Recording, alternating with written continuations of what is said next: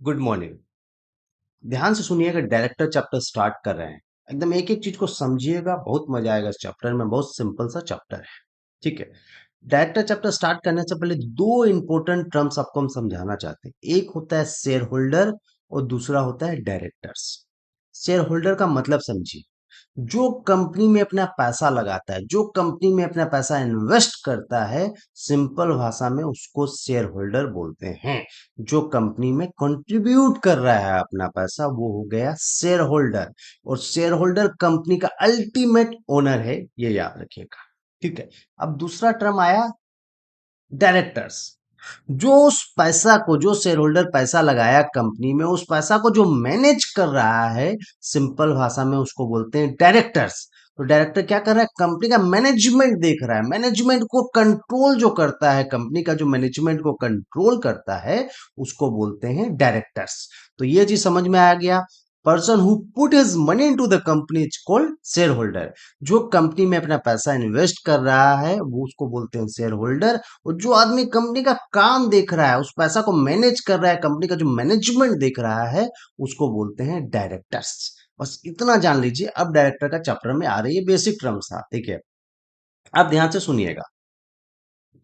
अब एक टर्म समझिए, board of directors. Board of director मतलब सारे डायरेक्टर को हम लोग एक साथ मिला देंगे, together all director is known as board of directors, ठीक है। अब सिंपल सा ये आपको समझ में आ गया कि डायरेक्टर मतलब a person who control the management of the company. जो कंपनी का काम देख रहा है, सिंपल भाषा में। कंपनी का रियल ओनर कौन है? कंपनी का शेयर होल्डर, जो कंपनी में पैसा लगाया है। और शेयर होल्डर का जो काम देख रहा है, उस पैसा को देख रहा है, कंपनी का मैनेजमेंट देख रहा है, उसको बोलते हैं डायरेक्टर्स। और दूसरा टर्म याद रखिएगा, only individual can be director of the company. सिर्फ एक इंडिविजुअल आदमी ही डायरेक्टर बन सकता है, किसी कंपनी को डायरेक्टर नहीं बना जा सकता। सिंपल सा एक इंडिविजुअल होना चाहिए डायरेक्टर बनने के लिए, ठीक है। और एक चीज देखिए, एक सिंपल सा बताया था, मेंबर ऑफ द बोर्ड को ही डायरेक्टर्स बोल सकते हैं। और board of director means together all directors. तो सेक्शन 2 सबसेक्शन 34 का एक सिंपल सा डेफिनेशन बोला है, director appointed to the board is known as director, ठीक है। अब डायरेक्टली आ जाइए सेक्शन 149 में। डायरेक्टर का मीनिंग आपको समझ में आ गया है। अब सेक्शन 149 देखिए, minimum and maximum number of directors. ये बोलता है कि किस कंपनी में मिनिमम कितना डायरेक्टर होना चाहिए और मैक्सिमम कितना डायरेक्टर होना चाहिए। ध्यान से सुनिएगा, बहुत इंपॉर्टेंट है, इससे एमसीक्यू बहुत आता है। ओपीसी मतलब वन पर्सन कंपनी, नाम से समझ में आ रहा है वन पर्सन कंपनी है, तो आप लॉजिकली लिख देंगे कि एक एक डायरेक्टर मिनिमम होना चाहिए। प्राइवेट कंपनी में मिनिमम दो डायरेक्टर होना चाहिए, उसके बिना प्राइवेट कंपनी नहीं बन सकती है। मिनिमम नंबर ऑफ डायरेक्टर मतलब मिनिमम उतना डायरेक्टर होना चाहिए, उसके बिना वह कंपनी नहीं बन सकती है। पब्लिक कंपनी में मिनिमम 3 डायरेक्टर होना चाहिए। इस चीज को देखिए, बहुत इंपॉर्टेंट है। वन पर्सन कंपनी में एक डायरेक्टर होना चाहिए, प्राइवेट कंपनी में दो, एंड पब्लिक कंपनी में तीन। लेकिन तीनों कंपनी में मैक्सिमम 15 डायरेक्टर हो सकते हैं, याद रखिएगा। ये मिनिमम रिक्वायरमेंट 1 2 3, बस ये याद रखना, 1 2 3। OPC, private company and public company. और मैक्सिमम 15 डायरेक्टर हो सकते हैं, बट कंपनी चाहे तो 15 से ज्यादा डायरेक्टर भी अपॉइंट कर सकती है। उसके लिए कंपनी को शेयर होल्डर का अप्रूवल लेना पड़ेगा। क्यों? क्योंकि अल्टीमेट ओनर कंपनी का कौन है? Share holder. तो सिंपल लॉजिक इंट्रोड्यूस कीजिए, यदि कंपनी 15 से ज्यादा डायरेक्टर रखना चाहती है, तो शेयर होल्डर का अप्रूवल लेना पड़ेगा। उसी शेयर होल्डर के अप्रूवल को बोला जाता है स्पेशल रिजोल्यूशंस। स्पेशल रिजोल्यूशन का मतलब 75% शेयर होल्डर उस चीज के लिए एग्री कर रहे हैं, 75% और उससे ज्यादा, याद रखिएगा। और शेयर होल्डर की मीटिंग को क्या बोलते हैं? General meeting. डायरेक्टर लोगों की मीटिंग को बोला जाता है बोर्ड मीटिंग, याद रखिएगा। सिंपल सा चीज है। तो special resolution in general meeting करके हम 15 से ज्यादा डायरेक्टर बढ़ा सकते हैं। अब एक तो चीज याद रखिए, ये भी एमसीक्यू आता है, minimum and maximum share holders. किस कंपनी में कितना मिनिमम शेयर होल्डर होना चाहिए और मैक्सिमम कितना होना चाहिए, ध्यान से देखिएगा, बहुत इंपॉर्टेंट है। बोलता है प्राइवेट कंपनी में मिनिमम 2 शेयर होल्डर होने चाहिए। शेयर होल्डर मतलब कौन? जो कंपनी में पैसा लगा रहा है, जो कंट्रीब्यूट कर रहा है कंपनी को चलाने के लिए, कंपनी बनाने के लिए पैसा चाहिए, वो पैसा को जो इन्वेस्ट कर रहा है उसी को बोलते हैं शेयर होल्डर। तो पब्लिक कंपनी में मिनिमम 7 शेयर होल्डर होने चाहिए और प्राइवेट कंपनी में मिनिमम 2 शेयर होल्डर होने चाहिए, याद रखिएगा। और प्राइवेट कंपनी में मैक्सिमम 200 शेयर होल्डर हो सकते हैं और पब्लिक कंपनी में अनलिमिटेड शेयर होल्डर हो सकते हैं। ठीक है, अब देखिए नेक्स्ट टाइप्स ऑफ डायरेक्टर में वुमेन डायरेक्टर पढ़ेंगे, बहुत इंपॉर्टेंट है ये। ठीक है, वुमेन डायरेक्टर्स, वुमेन डायरेक्टर मतलब लेडीज डायरेक्टर्स, सिंपल सा भाषा में। ठीक है, महिला डायरेक्टर्स। ठीक है, याद रखिएगा वुमेन डायरेक्टर का प्रोविजन हर कंपनी पे एप्लीकेबल नहीं है। तो पहला लाइन ही यही लिखा हुआ देखिए, all company do not need women director. Simple सा भाषा में हर कंपनी में वुमेन डायरेक्टर की जरूरत नहीं है। तो किस कंपनी में जरूरत है आगे वो जानिए, किस कंपनी को रखना जरूरी है वुमेन डायरेक्टर, वो सबसे पहले जानना है। देखिए, women director is appointed in the following company, इस नीचे दी गई कंपनी पे वुमेन डायरेक्टर रखना जरूरी है। देखिए, सबसे पहला लिस्टेड कंपनी, लिस्टेड कंपनी मतलब वह कंपनी जो स्टॉक एक्सचेंज में लिस्टेड है। तो लिस्टेड कंपनी को हमेशा वुमेन डायरेक्टर रखना पड़ेगा, उसका कोई क्राइटेरिया नहीं है। सिंपल सा लिस्टेड कंपनी हुई तो उसके लिए वुमेन डायरेक्टर मैंडेटरी है अपॉइंट करना। अब अनलिस्टेड पब्लिक कंपनी मतलब पब्लिक कंपनी के लिए क्या बोला है, देखिए पब्लिक कंपनी के लिए दो कंडीशंस है, पेड अप कैपिटल की एंड टर्नओवर की कंडीशंस। बोलता है यदि कोई पब्लिक कंपनी है जिसका पेड अप कैपिटल 100 करोड़ और उससे ज्यादा है या उसका टर्नओवर 300 करोड़ और उससे ज्यादा है, उस पब्लिक कंपनी को वुमेन डायरेक्टर रखना पड़ेगा। एक कंडीशन भी सेटिस्फाइड होगा तो पेड अप कैपिटल बोलता है उस कंपनी का 100 करोड़ और उससे ज्यादा होना चाहिए या टर्नओवर उसका 300 करोड़ या उससे ज्यादा होना चाहिए। ये जो पेड अप कैपिटल और टर्नओवर की लिमिट उसकी लेटेस्ट ऑडिटेड फाइनेंशियल स्टेटमेंट से चेक किया जाएगा। मतलब जो लास्ट कंपनी ने एकदम लास्ट में जो फाइनेंशियल स्टेटमेंट बनाया, जो बैलेंस शीट बनाई है, उससे अपने चेक करेंगे। तो ये समझ में आ रहा है कि लिस्टेड कंपनी के लिए वुमेन डायरेक्टर मैंडेटरी है और पब्लिक कंपनी के लिए पेड अप कैपिटल और टर्नओवर की लिमिट है, बट प्राइवेट कंपनी की कोई बात नहीं है। मतलब प्राइवेट कंपनी को वुमेन डायरेक्टर नहीं रखना है। ये समझ में आ गया। अब देखिए, याद रखिएगा वुमेन डायरेक्टर कितना रखना पड़ता है, एटलीस्ट वन, मतलब एक कम से कम एक वुमेन डायरेक्टर रखना पड़ेगा, वह लिस्टेड कंपनी और वह पब्लिक कंपनी जो ये क्राइटेरिया मीट कर रहा है। तो ये समझ में आ गया कि बड़ी कंपनी को वुमेन डायरेक्टर रखना है। देखिए नेक्स्ट प्रोविजन क्या बोलता है, आगे देखिए, at least one women director is compulsory in those company at all the times, मतलब एक वुमेन डायरेक्टर कंपनी में हर समय रहनी चाहिए। अब देखिए, एक casual vacancy of women director बोल रहा है।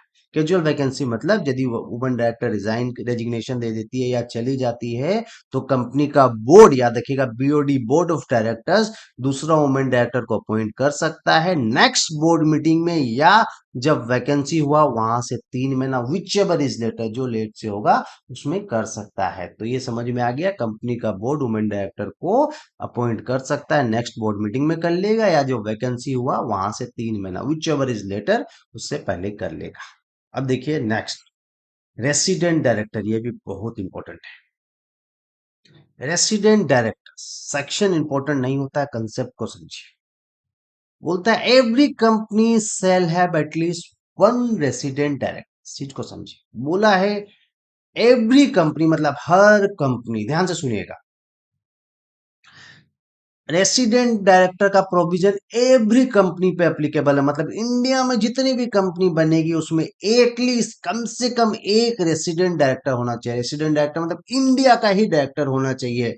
ठीक है, अब उसका मीनिंग देखिए क्या बोलता है, ए director who stay in India at least 128 days during financial year. मतलब उस फिनेंशियल ईयर में, एक फिनेंशियल ईयर में कम से कम 182 दिन वो रहा होगा इंडिया में।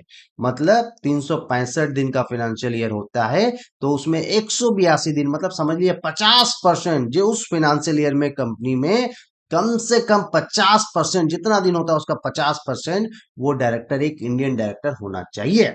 अब देखिए लास्ट प्रोविजन बोलता है for new company calculation done on proportionate basis, कोई नई कंपनी होगी तो ऑब्वियसली उस फिनेंशियल ईयर में उसका पूरा दिन नहीं होगा 365 दिन, तो 182 दिन का प्रोविजन उस पर एप्लीकेबल नहीं होगा, उसके लिए प्रोपोर्शनेट कैलकुलेट करेंगे।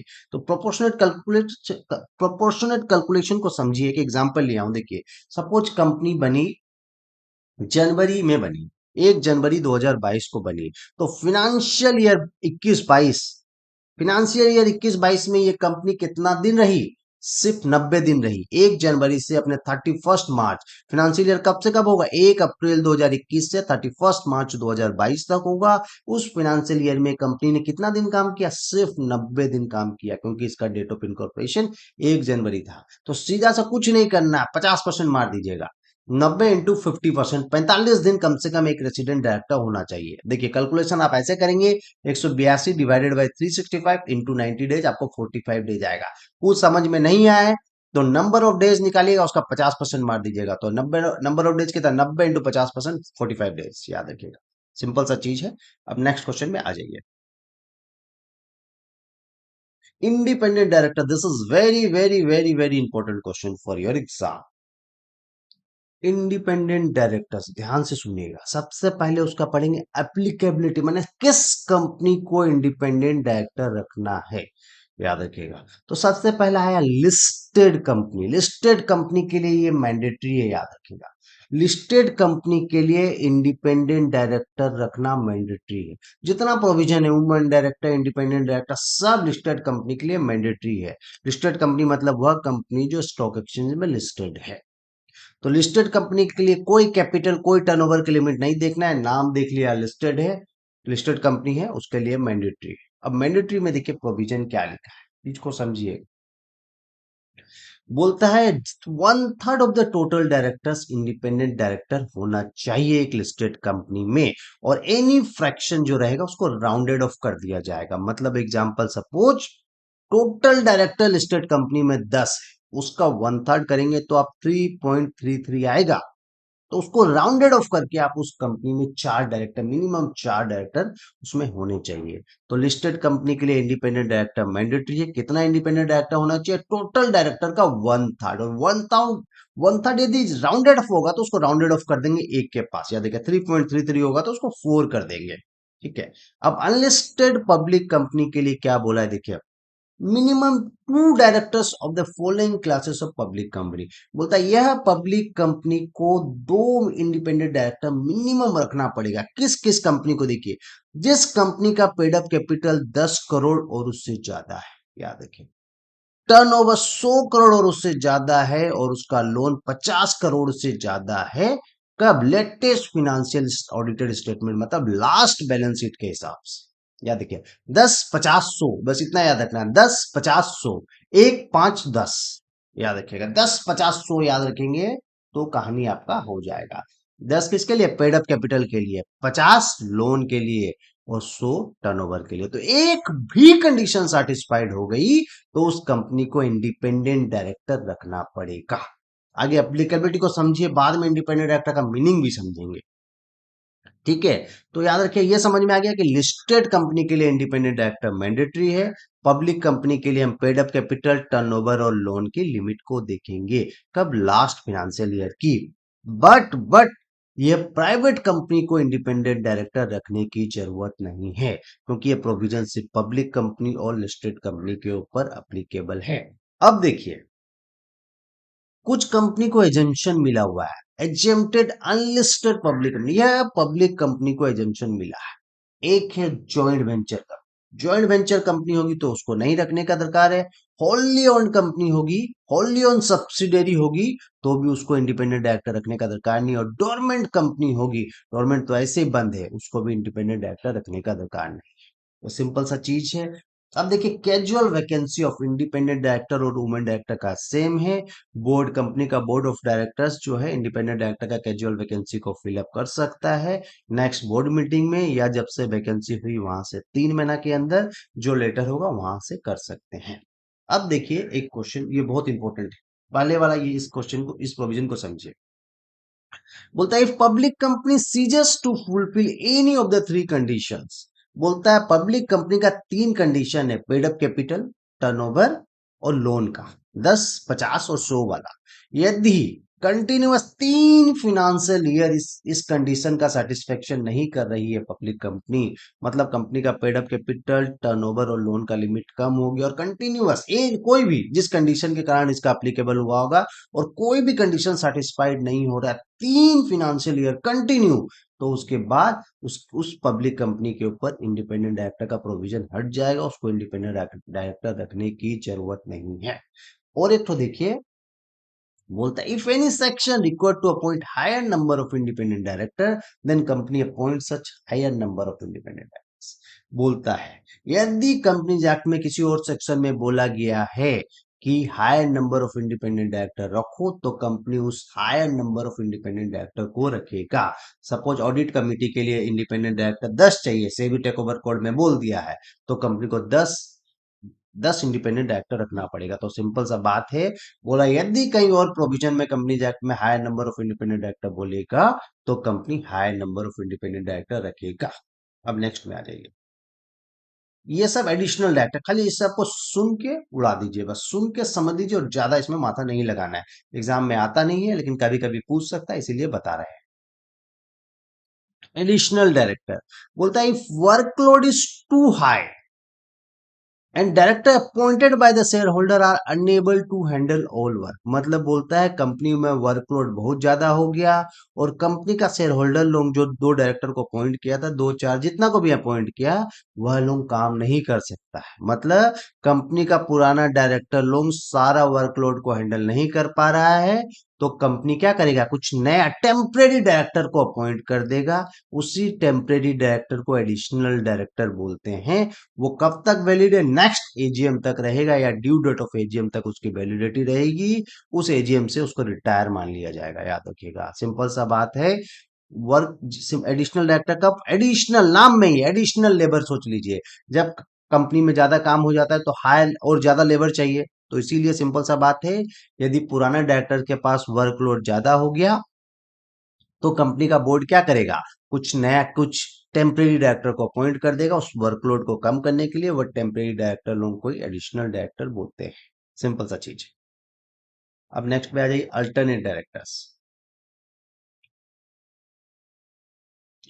अल्टरनेट डायरेक्टर कब अपॉइंट होता है, जब कोई डायरेक्टर इंडिया से बाहर गया हो 3 महीना उससे ज्यादा पीरियड के लिए, मिनिमम 3 मंथ्स के लिए कोई डायरेक्टर इंडिया से बाहर गया हो, उसका काम देखने के लिए किसी डायरेक्टर को, किसी सब्स्टिट्यूट डायरेक्टर को रखेंगे, उसी को बोलते हैं अल्टरनेट डायरेक्टर्स। और जैसे ओरिजिनल डायरेक्टर इंडिया में आएगा, अल्टरनेट डायरेक्टर की वैलिडिटी खत्म। यही चीज यहाँ लिखा है, याद रखिएगा। When a director goes away from India for minimum 3 months period, an alternate director can be appointed in his place, and this alternate director will remains in office only up to the arrival of original directors. जैसे original director आएगा, पुराने director को हटा देंगे। या देखिए, एक nominee director आ गया। देखिए, नॉमिनी डायरेक्टर्स, ध्यान से सुनिएगा, बोलता है sometimes company inter into transaction with outside. बोलता है कभी कभी कंपनी क्या होता है, बाहर वाला से बहुत ज्यादा ट्रांजैक्शन कर लेती है, तब बाहर वाला पार्टी बोलता है कि मेरा डायरेक्टर अपॉइंट कीजिए। वह कैसे, एग्जांपल समझिए। आपकी कंपनी लॉस में चल रही है, आपने 100 करोड़ का बैंक से लोन ले लिया। जब आपने 100 करोड़ का बैंक से लोन लिया, तो बैंक ने क्या कहा कि हमने आपको 100 करोड़ का लोन दिया, हम एक डायरेक्टर भी अपॉइंट करना चाहते हैं अपना, यदि आप मेरा डायरेक्टर को अपॉइंट नहीं करेंगे तो हम लोन नहीं देंगे। तो सीधा सा बात है, director appointed by external party is called nominee director. यदि बाहर वाला आपकी कंपनी में कुछ पैसा लगाया, तो वो अपना डायरेक्टर को अपॉइंट कर सकता है, उसी को नॉमिनी डायरेक्टर बोलते हैं। ठीक है, अब नेक्स्ट क्लास में पढ़ेंगे। Thank you.